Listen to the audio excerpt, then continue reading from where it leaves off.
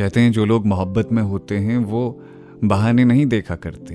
Hello hi, मेरा नाम पंकज जीना है और आज हैशटैग किस्सा में जो किस्सा मैं आपको सुनाने जा रहा हूँ उसका हैशटैग है राहुल और मैं। राहुल 9 साल की उम्र से ही मेरा दोस्त होने के साथ साथ मेरा सबसे पहला क्रश था। बचपन में हम खूब साथ में खेलते। समय के साथ मेरी भावनाएं उसके लिए उभरती चली गई। मैं उसे अपने प्यार के बारे में बताने के लिए कई बार सोचती, लेकिन ये सोच के डर जाती क्योंकि मैं उसे खोना नहीं चाहती थी। मुझे नहीं पता था कि वो मेरे लिए कुछ सोचता भी है या नहीं। 2008 में एक दिन दोस्ती का जब 1 दशक हो गया था, हम दोनों एक मेले में गए थे।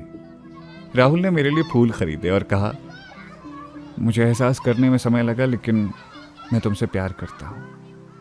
उस समय मेरी खुशी का कोई ठिकाना नहीं था। मैंने उसे कहा कि मैं भी तो तुमसे प्यार करती थी पर कह नहीं पाई।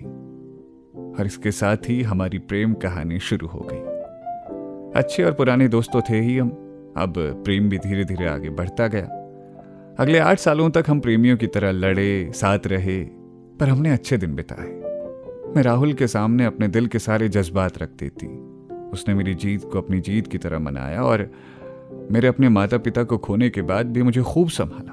वो रोया भी क्योंकि मैं दुख में थी तो वो मेरे साथ दुख में शामिल रहता था। आखिर ये प्रेम ही तो था। वो मेरे लिए पूरी दुनिया था। जब राहुल 21 साल का था तभी एक दुर्घटना में उसका आधा शरीर लकवाग्रस्त हो गया। जब मैंने उसे देखा तब वो टूट चुका था।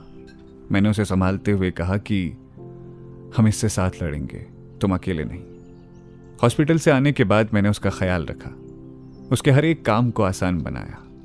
उसका परिवार जब दूर होता तब मैं उसके परिवार के रूप में होती, उसका ख्याल रखती, उसे बाथरूम ले जाती, नहलाती, हर वो ज़रूरी काम करती जिसकी राहुल को ज़रूरत होती। उसका पसंदीदा खाना बना उसे खिलाती। राहुल ने कई बार कहा था कि सुनो, मुझे भूल जाओ, आगे बढ़ो और अपनी ज़िंदगी संभालो, लेकिन प्रेम तो प्रेम है ना। मेरा जवाब होता, मेरा जीवन तुम्हारे साथ है हमेशा हमेशा के लिए। 2 महीने बाद राहुल और उसका परिवार अपने पैतृक निवास लखनऊ चले गए।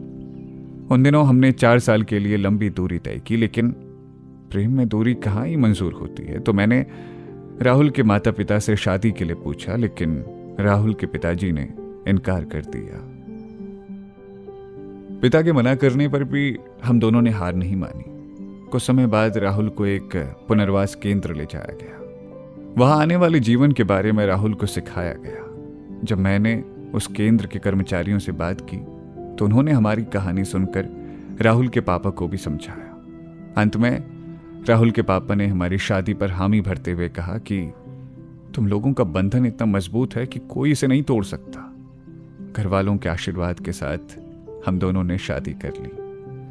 पिछले 12 बरसों से मैं राहुल अपने शादी को लेकर खूब बातें करते थे कि हम अपनी शादी में खूब नाचेंगे, ये पहनेंगे, वो पहनेंगे, क्योंकि बदलाव ही तो प्रकृति का नियम है।